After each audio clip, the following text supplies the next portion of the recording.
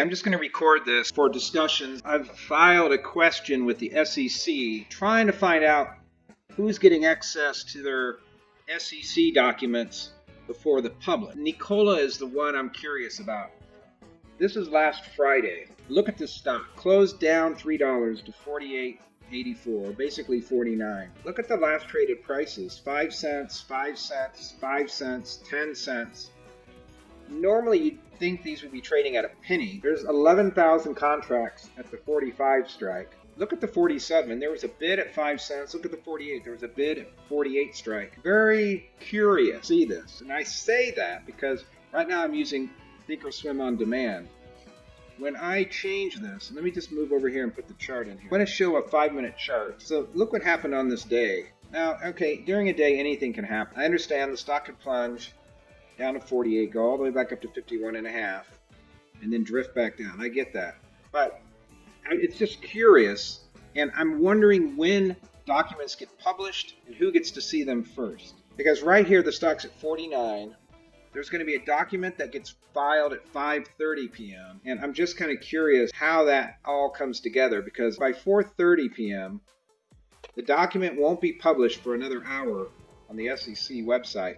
But look what this stock does. Plunges on the close. So first 5 minutes, it drops a little bit. And 10 minutes later, plunges down to 43, back up to 46. Plunges all the way down to 41. So information's out. Someone has it. Who has it? That's my question. And here's a curious thing. Before the close, the at-the-monies were trading 25 to 50 cents.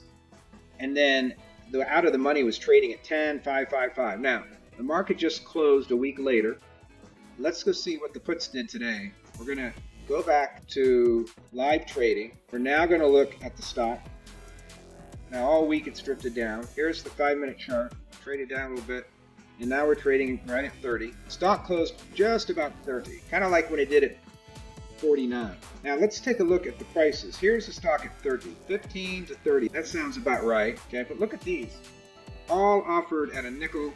Everything's trading at 3 cents, 2 cents, 3 cents. There's one that trade at 5 cents, but it's offered at 5. You notice that? Look, everything's offered at 5. There's been some trading in there. All bid at 0. There's no other bids. The week before, people were bidding on options on the close that were a few dollars away. Is that just coincidence? It looks suspicious to me. Like, these are all offered at a nickel. They're all trading at 3 and 2 and 3.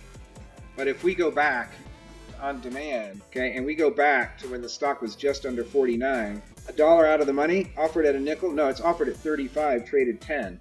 And then $2 out of the money, offered at a nickel? No, it traded at a nickel. It's bid for a nickel. It's literally bid for a nickel on the close. I don't know if I can actually get a bid-ask price on that.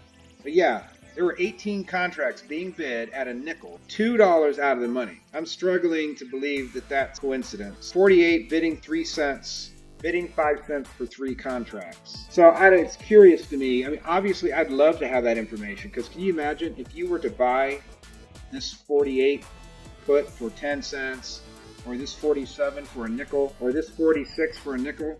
I mean, look, if they weren't even offering the 47 or the 46 at a nickel, or the 48 at a nickel. They were all offering with 35, 10, and 10. $4 down, they were offering at 10. Now let's go back to today. It's at 30. Look at this, 29. Offered a nickel, offered a nickel, offered a nickel, offered a nickel. You know, how does that happen? Very suspicious to me. Somebody knew that that form was coming out, and someone knew the SEC would be making it effective that day. Somebody knew. How did they know? That's what I'm trying to figure out.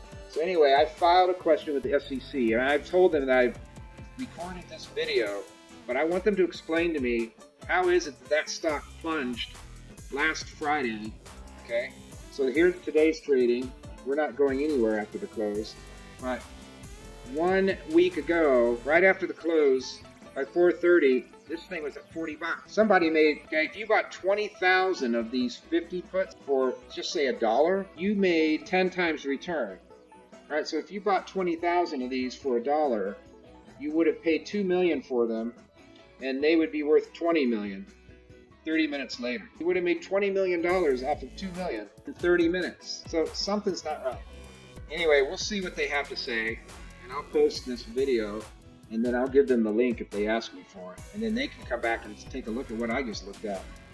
It definitely looks suspicious to me, but next let me show you what the SEC website shows. Okay, here's the SEC website.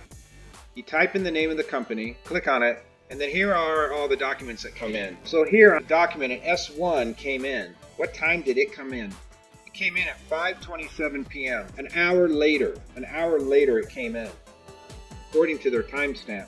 Oh, and then there's an effectiveness. And look at this, effective July 17th at 4 p.m. So are we supposed to assume this document came in at 4 p.m.? Let's take a look at when the document came in. Look, it came in on Monday morning at 12:15 a.m.